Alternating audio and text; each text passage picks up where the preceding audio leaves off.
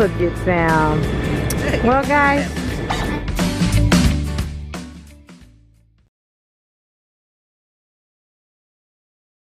Hi, guys. It's been about, well, exactly about a week since my last video. So I just figured I would kind of give you guys an update on my surgical story, kind of explain it in more detail, because I really didn't explain much of what happened and what was going on the last week. I just hadn't really been feeling really that good, and I lost my digital camera. I have no idea, so I'm recording this with my phone, which I don't like to record my phone because it's just, it doesn't, you can't full screen it and all that. So you guys know the struggles with recording with a phone, but just so you guys know that I haven't gone anywhere, I am going to go ahead and do this video with my phone. And since I'm feeling a little bit better, then I have some more energy to get up and look better for my camera. Okay, so my surgery, I had to have a Bartholin cyst removed, which is a cyst on your Bartholin gland. Only women have Bartholin glands. There are 2 of them, and one of mine got a cyst on it. Then the cyst turned into an abscess. Now, initially when I went to the doctor, I had the abscess drained. But because of my history, as everybody knows, well, should know pretty much, is that I have lupus. So my immune system isn't like a normal person's immune system. It's overactive and it's not really strong enough. So anyway, I got it drained.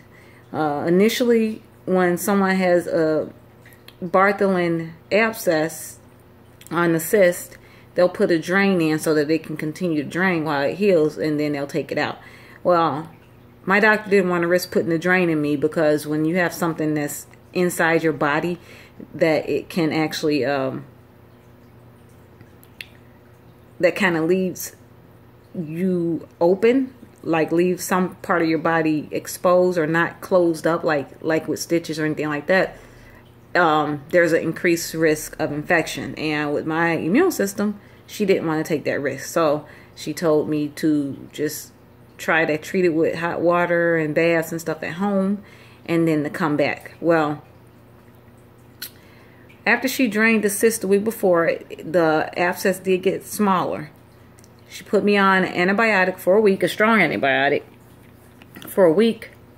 When I went back to the doctor the following week, it hadn't shrunk any more than it did when she initially drained it.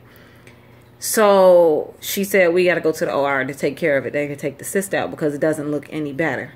Well, there were 3 days between going to the OR and when I last seen her. Now, mind you, I had completed the antibiotics and everything too. The day before I went back for my week follow-up, I had completed the antibiotic, and it didn't look any different. So by the time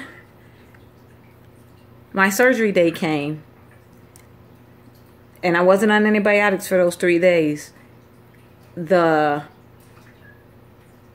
sites got so, like the abscess, not only did it not get any better, it was probably about 4 to 5 times the original size that it was just 3 days before. So I went, I had the surgery done. Did they put me on the antibiotic right after surgery? Yes. Yes, they did. They put me on an antibiotic after surgery. I took the antibiotic. But there was too much. I don't know if this video is going to be TMI, so I'm just kind of warning you. I'm not going to go in and be very descriptive of things, but just, I'm sorry if it's TMI. But what was I saying? Lupus brain too. Ugh. Anyway, so I took the antibiotic. I completed it, but my discharge paperwork said that I should not have any bleeding from the site, and if I have bleeding, to call a doctor. Now, mind you, I had been bleeding since the day of the surgery. So this was a week later. And let's see, what day? I don't know, I think it was about the 13th or something I had the surgery. So 7 days past that, I called to set up my appointment to get my checkup. Well, they were telling me that they couldn't schedule me until the 4th. And I'm like, that's going to be almost 3 weeks, 4th of August. That's going to be almost 3 weeks after I initially came in. I have this, after the surgery was done. That's 3 weeks. I'm supposed to follow up in a week.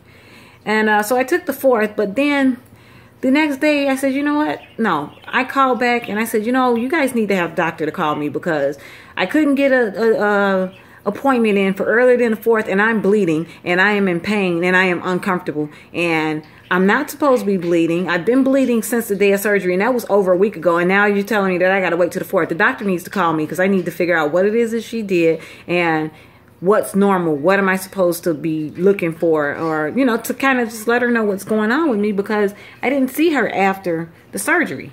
And the paperwork that I got on discharge was just so generic. It really didn't,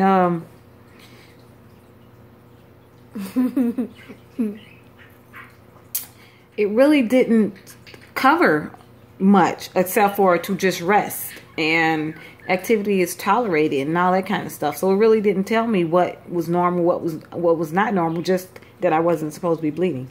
Well, after I told them that, they were able to get me in for follow-up 2 days later. So this was on a Tuesday. I was able to get in and see the doctor on Thursday. And as soon as she looked at me, she said, you need to go on IV antibiotics because now the infection has moved into the walls. And the antibiotic that I gave you was sufficient. It was the right antibiotic. It just wasn't strong enough. So you need stronger antibiotics. So basically, the surgical site turned into like a cellulitis. And with my already compromised immune system, the post-surgical antibiotic they gave me wasn't strong enough for me. So she put me on some really strong IV antibiotics. I had to go and get that done for 2 days. And then I am currently taking a really strong oral antibiotic again. So I'll go back to the doctor next week, next Thursday, which is a week after, to see if the IV antibiotics worked and to see if the oral antibiotics, see if all the antibiotics that I'm on, if they worked. And if they did, then I can go back to work. And basically to make sure that the infection is clearing up. So, guys, last 2 weeks, 3 weeks has just been terrible for me. I'm feeling a lot better now. It's not completely, obviously it's not healed all the way, but I can do a little bit more activity now, but it's not healed all the way. And I'm just praying that this infection will be gone and that the only thing I have to worry about is the surgical site healing, and then that I can return to work. Otherwise, I'll probably have to get admitted into the hospital and have more aggressive antibiotic treatment, which I don't want to do that. So anyway, I won't know until next week what the status is going to be of my surgery and all that, if the antibiotics worked or what's going on. So I just wanted to kind of give you guys a quick update. I know that the last video was vague. All I said was, oh, I had surgery and I'm just recovering. I'm not feeling that great, but I just wanted to let you guys know the details of the surgery, and I am still in the phase of recovering. So I guess I will see you guys next video, and hopefully I can find my camera. If I can find my camera, then I can get back to vlogging. There's a few things. I mean, I can vlog from my phone, but I just prefer to use my camera. So I can't access my editing equipment and all that kind of stuff from my computer with my phone. So the videos will be just kind of like vlog, kind of like just this one, you know. But so I'll see you guys next video, and hopefully I'll have some positive updates that this thing is better. As a matter of fact, that this thing is gone and I can just finish recovering physically from the surgery and not have any infection or anything else to make things more complicated. So anyway, Love you guys. I appreciate each and every one of you. And I will see you next video.